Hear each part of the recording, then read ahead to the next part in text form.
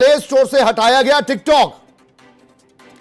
तो यानी अब आप डाउनलोड नहीं कर पाएंगे टिकटॉक, जो कि पिछले दिनों या पिछले कुछ सालों में बेहद प्रचलित हो गया था, खासतौर पर युवा वर्ग में।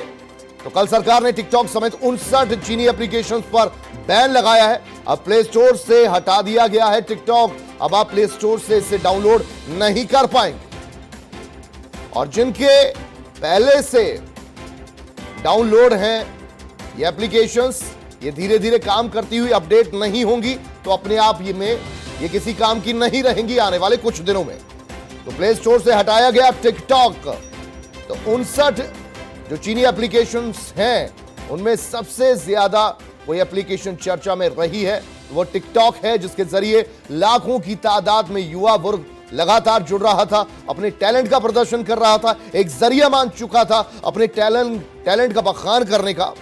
लेकिन फिलहाल सुरक्षा के मद्देनजर जिस तरीके से बार बार चीन पर ये आरोप लग रहे हैं, मुख्तलिफ देशों से, ऑस्ट्रेलिया से, यूएस से, कुछ यूरोपीय देशों से भी, कि स्पाईवेयर के जरिए लगातार डेटा की चोरी कर सकता है चीन। एक बार फिर रुक करेंगे लखनऊ का, गगन मिश्रा हमारे साथ बने हुए हैं। जी गगन मिश्रा, लोगों से पूछिए कि 59 जो एप्लीकेशन थी उसमें सबसे ज्यादा चर्चा में टिकटॉक ही थी, और पिछले कुछ दिनों में वाकई जरिया बना लिया था टिकटॉक को अपना टैलेंट दिखाने का। अब क्या क्या रास्ते अपनाएंगे ये युवा? बिल्कुल, हम पूछते हैं सादिया, आप टिकटॉकर्स हो और अब क्योंकि काफी समय आप देते हो टिकटॉक को, अब क्या करोगे आप लोग? कुछ और ऑप्शन आप लोग के लिए है? कोई और प्लेटफॉर्म देखोगे?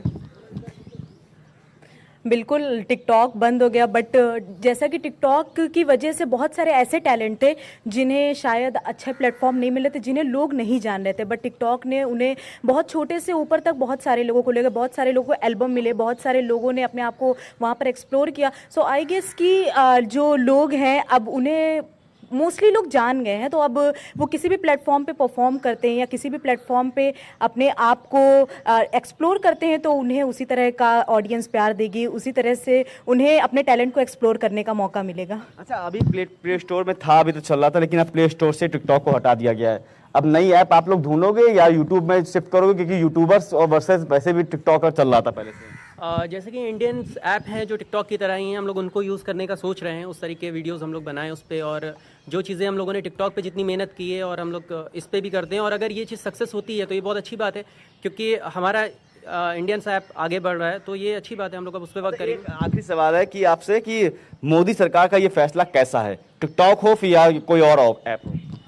मुझे लगता है कि अगर कोई भी फैसला जो आपके देश के हित में है वो बेटर ही होता है। और देखिए, जितने भी हमारे फौजी हैं वो कितने सेक्रीफाइस कर लेते हैं अपनी जान को लेकर के, तो हम मानते हैं कि हमारी एक बहुत लॉन्ग टाइम की मेहनत थी, 3 साल 4 साल की मेहनत थी, और हम लोग हर दिन उठ के वीडियो पोस्ट करते थे।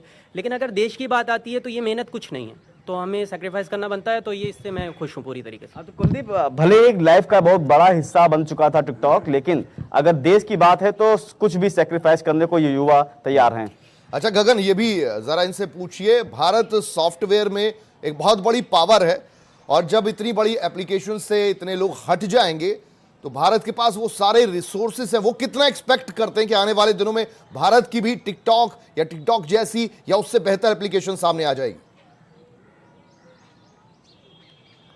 देखिए कुलदीप, बिल्कुल सही सवाल आपने सही जगह पूछा है, क्योंकि हमारे साथ जो टिकटॉकर्स हैं वो आईटी डिपार्टमेंट से भी जुड़े हुए हैं, उन्हीं से सवाल पूछेंगे और बेहतरीन जवाब भी देंगे।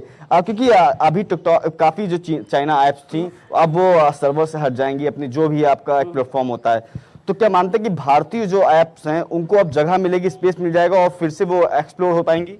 बिल्कुल जगह मिलेगी। जैसे कि रिपोजो ऐप अभी इन दिनों काफ़ी ट्रेंड में आ रही है, बहुत सारे लोगों की ज़ुबान पे रिपोजो ऐप का नाम आ रहा है। मैं भी सोच रहा हूँ कि आज मैं इंस्टॉल करूँगा।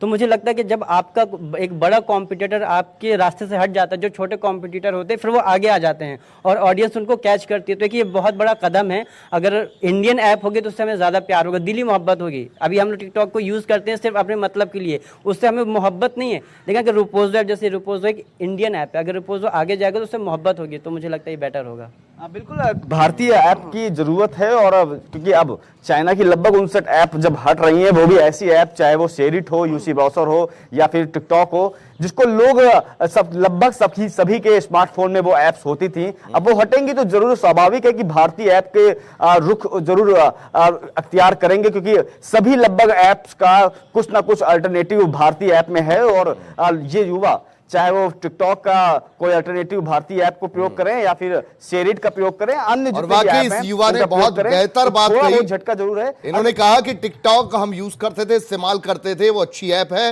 लेकिन उसे दिली मोहब्बत नहीं है। और अब कोई बड़ा अगर इस तरीके से हटता है तो फिर हमारे छोटे छोटे प्लेयर्स सामने आते हैं, उनका कुछ भला होता है, हमारा भला होता है, इसी में देश का भला है। बहुत शुक्रिया गगन मिश्रा आपका और गिरीश नारायण आपका।